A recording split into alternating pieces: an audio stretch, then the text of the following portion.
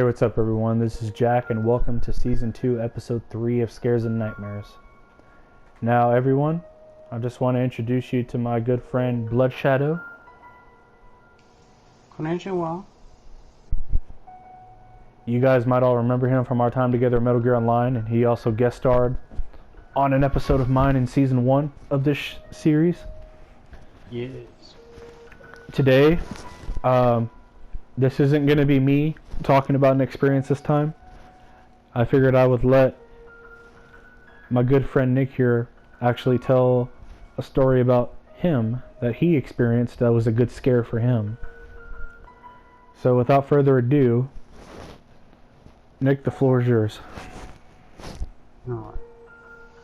This goes back when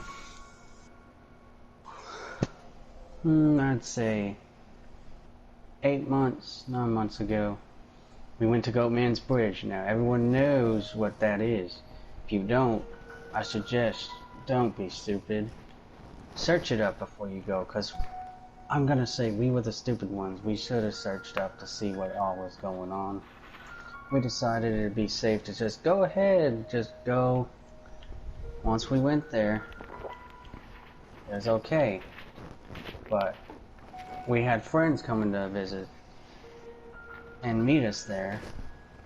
So we walk around, everything looks normal, but then we realized that when we were there, one of our friends was not normal. And we saw some bad stuff there.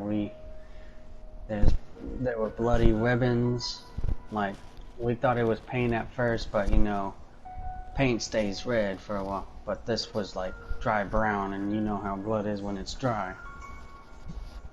And there was ribbons on there, like someone got tied. Then we walked around. We didn't see much. We did hear noises. We did capture stuff on there, and this was a camera, not one of these things you can edit and everything, because you know, come on. I'm recording on one of these flip phones. I mean, I don't think you can edit anything on that. So, when we go further in, we're starting to hear cracking, and then me and Steve and Doug heard this big scream, like blood-gushing scream. We thought, oh yeah, that's real funny. Someone's messing with us. Only weirdest thing is that they have people who walked in. They said that we came hearing the scream too, because there's no one out here that's playing around. So once we heard that, Doug says, "Oh, holy God!"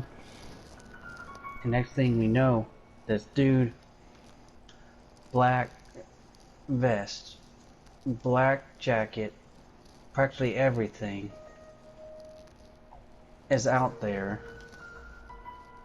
and he comes out of the bushes. He has wax on him, like wax on his clothes and stuff, and we know how that goes if we see that. And if you guys don't know what I mean, for the young people watching, if you ever see wax on someone's clothes and they're wearing all black, you know that's not right. That's not normal. You get out of there. Because what scared us the most is what he said. And this is what he said. Me and Doug were up there and we said, "Holy crap, dude. I almost stabbed you. You creeped me out. Looked like a stalker." He's like, "Man, it looked like you were trying to kill us or get a girl out here." And he's like, "Yeah, that's why I hide in the dark." That's what scared us, and we said, "No, we're getting out of here." Of course, what we saw on one of his footsteps, there was blood on his shoe. So we decided, you know, okay, yeah, we were dumb, but you know, we're one of those that we need to see if people are in need. So we walked out there. All windy, you hear voices, you hear cars going, but where we were, it smelled like blood, but it went suddenly quiet. like you couldn't even hear anything. Couldn't hear our footsteps. It just looked like we were in another dimension of where we were, in the deep forest. So next thing I know, we're like, no, we're going home. And I was like, that wasn't really scary. But you know, when you always are somewhere, what happens when you get that presence when you're about to sleep and someone's doing right behind you, and you're afraid to turn around to see because you don't know if it's real and he could be right there to grab you. Or I had that presence, like he was in my face, like near my ear, waiting for me to turn around, but I never did. It was one of those presents. Then I woke up, and I gotta say, it's not a good place, because my friend Dylan, I like to say, because I have approval to have his name,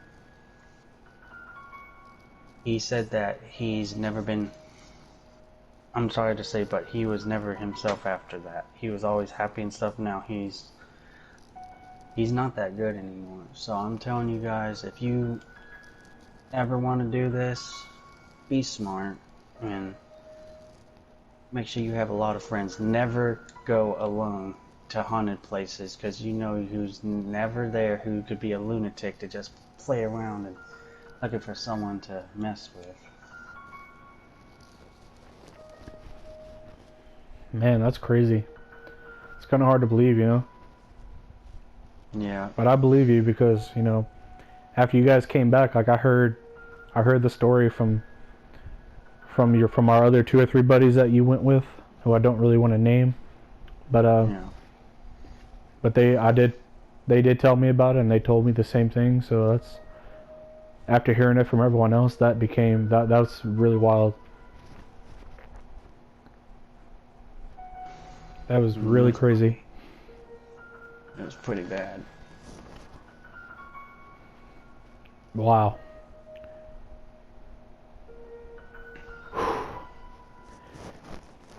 But anyway, guys, I hope y'all enjoyed this little short episode of season 3. Episode 3, season 2.